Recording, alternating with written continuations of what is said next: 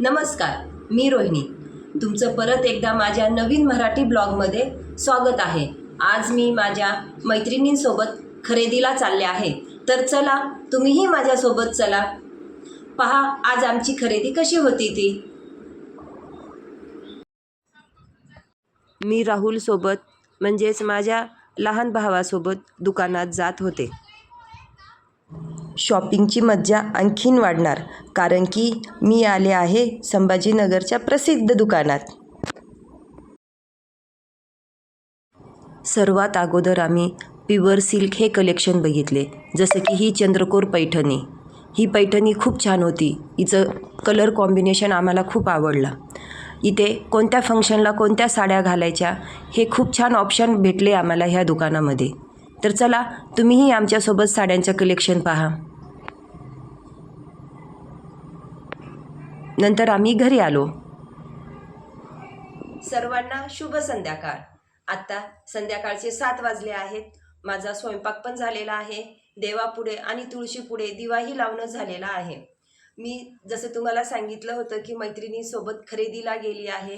काय साड्या आणल्या हे मी तुम्हाला उद्याच्या ब्लॉगमध्ये दाखवते. कारण की माझ्या मोबाईलला बॅटरी कमी झाली होती, त्याच्यामुळे मला पुढचं शूट करण्यात नाही आलं.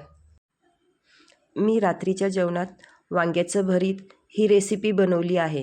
तर चला, ती तुमच्यासोबत शेअर करते. सर्वप्रथम वांग्याला हलक्याशा चिरा द्यायच्या आणि त्यामध्ये लसूण भरायचा.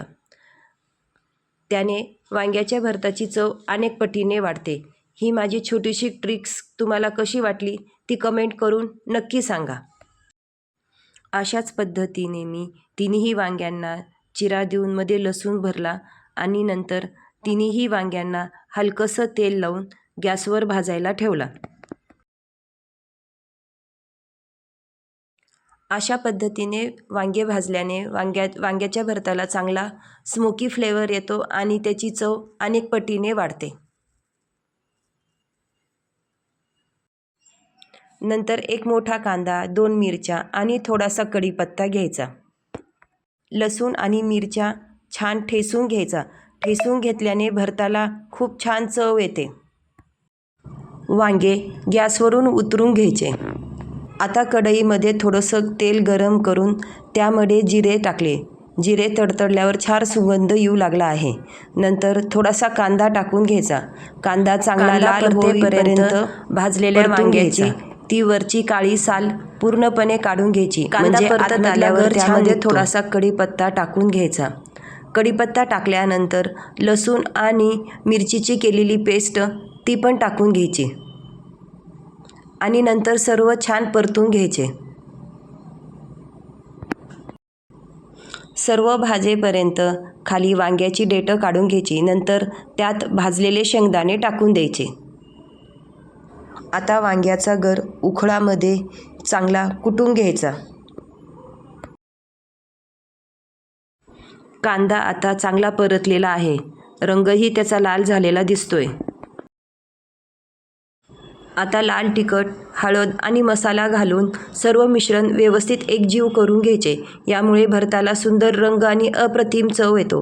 नंतर वांग्याचा गर मिश्रणात टाकून व्यवस्थित हलवून घ्यायचा आणि त्याला थोडंसं शिजवून घ्यायचे.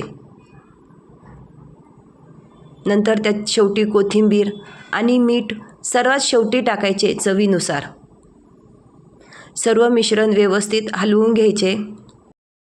माझा आजचा रात्रीचा स्वयंपाक तयार झाला आहे. गरमागरम पोळ्या आणि खमंग वांग्याचं भरीत खायला अगदी तयार आहे.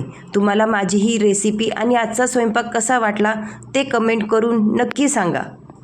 जेवण तयार झाल्यानंतर माझे मिस्टर ताजे कणीस घेऊन आले होते. मग मी त्यांच्यासाठी ते छान भाजून दिले. गरमागरम भाजलेले कणीस खाण्याची मजा काही वेगळीच असते. भाजलेल्या कणसावर लाल तिखट, मीठ आणि लिंबू लावले. तुम्हाला माझा आजचा ब्लॉग कसा वाटला ते कमेंटमध्ये नक्की सांगा. व्हिडिओ आवडला असेल तर लाईक करा, शेअर करा आणि नवीन ब्लॉगसाठी माझ्या चॅनलला सबस्क्राईब करा. भेटूयात. धन्यवाद.